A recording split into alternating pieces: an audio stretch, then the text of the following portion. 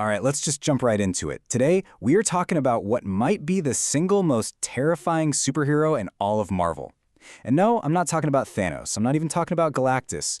The real nightmare? Well, he wears a golden cape. So what makes someone that terrifying? Well, this quote kind of says it all, doesn't it? He didn't just fight the gods of Asgard, he completely erased their home from existence. He didn't just knock out the Hulk, he systematically broke every single bone in the unbreakable monster's body. And yeah, he even hit his dog. That last one just tells you everything you need to know about the cruelty we're dealing with. Absolutely no one is safe. So that's the big question, right?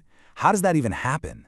How does a guy who's supposed to be this shining symbol of hope, the Golden Guardian, turn into a walking, talking apocalypse?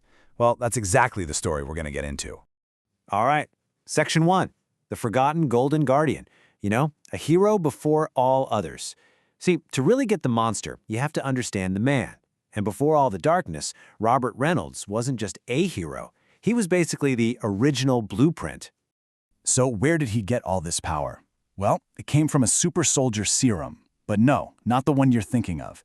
This one was an attempt to make Captain America's formula 100,000 times stronger. Just let that sink in for a second. The power of 100,000 Captain Americas, all stuffed into one very unstable guy. And his origin story? It's pure tragedy. You've got this guy, Bob Reynolds, a drug addict, and he breaks into a lab just looking for his next fix. He finds this weird golden liquid and drinks it, thinking it'll get him high. And instead, boom, instant godlike power. And it's not some glorious moment. His powers just erupt, killing his friend and destroying the entire lab. This wasn't some heroic decision. It was just a horrible, desperate accident. But here's the crazy part. For a while, it worked. He actually gets his act together, finds some stability, and becomes the world's greatest hero. I mean, he was the icon.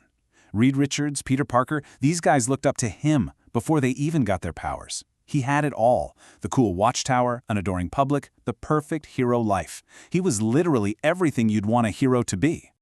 Okay, next up, a hero's darkest secret, the monster within. You know how they say the brighter the light, the darker the shadow? Well, that's the Sentry's whole deal.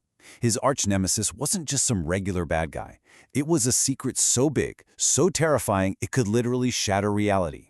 And that secret has a name, the Void. We're talking about an absolute monster. In just one night of terror, he mutilated Sentry's own sidekick, Scout. He traumatized the Hulk so badly that the Void became the only thing the Hulk was ever afraid of. And then, just to top it all off, he blew up Manhattan, killing 1 million people.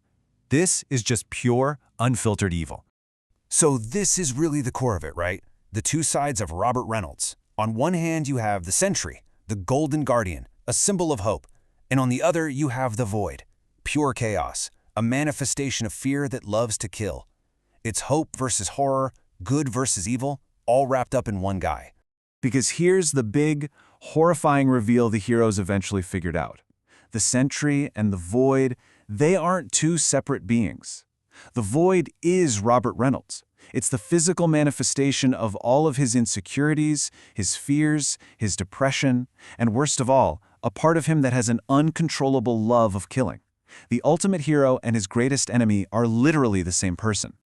Next section, weaponizing a broken mind, or the cycle of forgetting. So, seriously, what do you do? Your greatest hero is also your absolute worst nightmare. You can't kill him, he's basically immortal. You can't fight him, he's a god. The solution they came up with?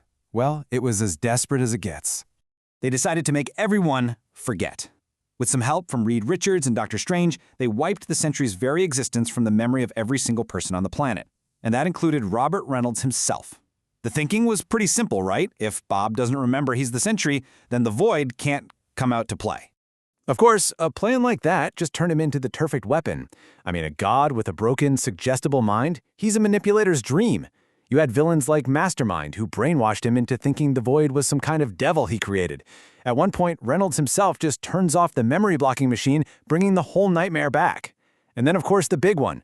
Norman Osborn convincing him the Void was just a delusion.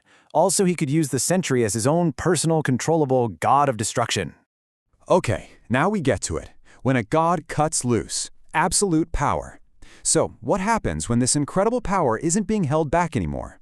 What happens when the god finally stops pretending to be a man and just lets go? Well, look no further than World War Hulk. After the Hulk had taken down basically every hero on the planet, the Sentry was the last resort. And this was the first time he really truly cut loose. He looked at the Hulk and said, "You're the only person who can take it." Their fight literally leveled what was left of New York City. The shockwaves from their punches were knocking down buildings. It was so intense, the energy output burned them both back down to their human forms. Insane.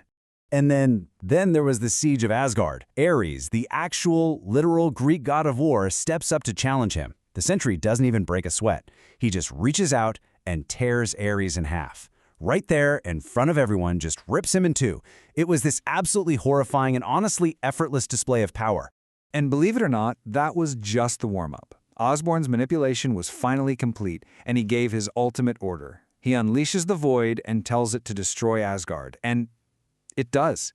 The entire kingdom of the gods just torn apart, piece by piece, until absolutely nothing was left. And this is where even the master manipulator, Norman Osborn, realized he'd messed up. Big time. As the heroes are arresting him, he's just screaming this at Captain America. He knew, deep down, he was never really controlling the Sentry. He had just unlocked the cage, and now the monster was completely free. So, our next section. Death is not the end, or the unkillable god. At this point, the Void is in total control, just killing heroes left and right. There seemed to be only one way out, one way to stop the slaughter. A final, tragic end for Robert Reynolds. Thor somehow manages to hit him with a blast of lightning so powerful that it actually reverts him back to being human. And in that one tiny moment of clarity, Robert Reynolds just begs for it to be over. He looks at Thor and says, "If you don't kill me, the Void is going to kill every single one of you." So Thor does it. He gives his friend a mercy killing. And that's it. The story's over. The tragic hero finally gets some peace, the monster's gone, the world is safe. The end. Right? Yeah, wrong. Turns out you just can't kill an immortal god. He gets resurrected by the Apocalypse twins to serve as their horsemen of death. Then later, he gets killed again, this time by Canal, the symbiote god, out in space. But even that didn't end it. Canal just absorbed the Void, making himself even more powerful. See the pattern? The Sentry doesn't really die. He just comes back, and usually, he's even worse. And all of this leaves us with one final, really terrifying question.